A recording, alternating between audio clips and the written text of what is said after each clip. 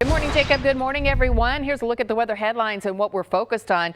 We do have some dense fog across the area and some showers this morning, and then we turn our attention to some strong winds that'll be developing today. We could see winds gusting 45 to 50 miles per hour. In isolated cases, a little bit higher than that. That's going to cause temperatures to fall. Strong winds again on Tuesday with gusts 40 to 45 miles per hour.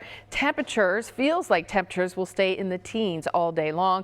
Winds will come down for Wednesday, but it's still going to be breezy and quite chilly with numbers running well below average. So let's talk about the dense fog. We have an advisory till 8 a.m. I've seen visibility dropping down as low as a quarter of a mile, still sitting there in Lancaster and Harrisburg, even Lewistown down to a quarter of a mile or less, even though you're not included. Mifflin County and Juniata County are not included in the dense fog advisory. Definitely just want to take it easy and allow for some extra travel distance between you and the car in front of you. Winds have not picked up. They're still on the light side here locally, but you can see off to the west where they are picking up and increasing close to 50 miles per hour there in Erie, 44 in Somerset, 40 in Johnstown. But I've seen Johnstown as high as 50 miles per hour. That's where the cold front is. That's going to head our way and increase our winds. So as we head towards the lunch hour, we could see winds gusting 45 to 50 miles per hour and continuing strong through the afternoon. Even at 11 o'clock, you could still see wind gusts 40 to 45 miles per hour. Tomorrow, they'll still be gusty over 40 miles per hour for the first half of the day, and then they'll start to come down slowly as we head through the evening hours. So your News 8 Storm Team forecast calls for showers this morning and along with the fog, but the winds will be picking up. Temperatures will spike early in the upper 40s in some places, maybe low 50s further to the south, and then they'll fall through the afternoon into the 40s and 30s, but feeling even colder because of those strong winds. Now tonight, temperatures will drop back into the mid and upper 20s, still dealing with strong winds, so that will make wind chills feel like the teens. And tomorrow it's going to be a cold one. Highs in the low 30s, winds still gusting and feeling like the teens throughout the day. So we're in the 30s right now.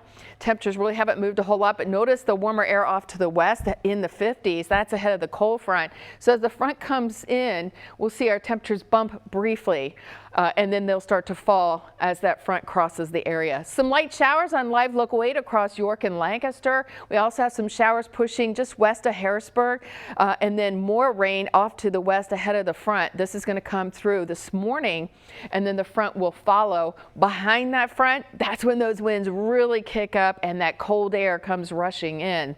And that's going to stay with us for the next couple days. Now, winds will be out of the west for today, but they will shift to the northwest tomorrow. So that could create some lake effect snow showers that we'll keep a close eye on. Otherwise, we're looking at partly sunny skies to mostly cloudy skies in the afternoon.